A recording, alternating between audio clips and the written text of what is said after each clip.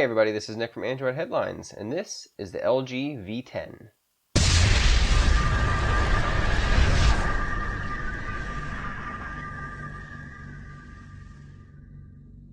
So the LG V10 is a brand new phone and a new lineup of phones from LG that features a premium build. This one's got a stainless steel construction and a nice textured rubberized back.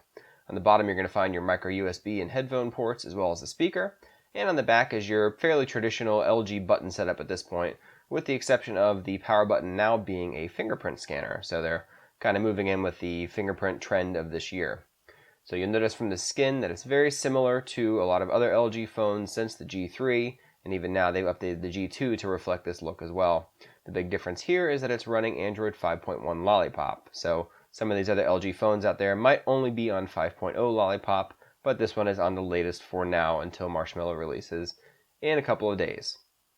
You'll also see that there's a dual window feature here that is included in a lot of other premium LG phones, so you'll be able to run two apps at the same time on the screen as long as they are supported. This one comes with 4 gigs of RAM, so you should be able to pack in quite a few different apps in here, again as long as they're supported, and they should work pretty well. You're also going to find your normal Google Now stuff here, pretty standard Lollipop stuff. The big thing here is that this one has a second screen on top. So what's really cool about this second screen is it works sort of like if you've ever seen the Samsung Continuum from a couple years ago, where you have a little information ticker on the bottom.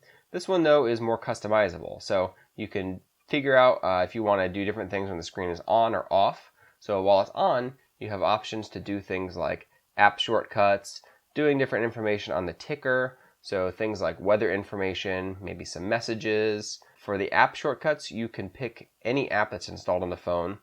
The top is actually swipeable, so you'll be able to move between any of the panes selected here on the view, and a couple of them can be customized as well.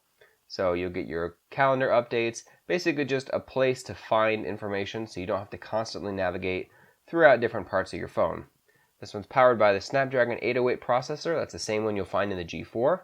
It's got a 5.7-inch Quad HD Quantum Dot IPS display. It's got 4 gigs of RAM, like I said before, 64 gigs of internal storage, micro SD card slot, and removable 3000 mAh battery.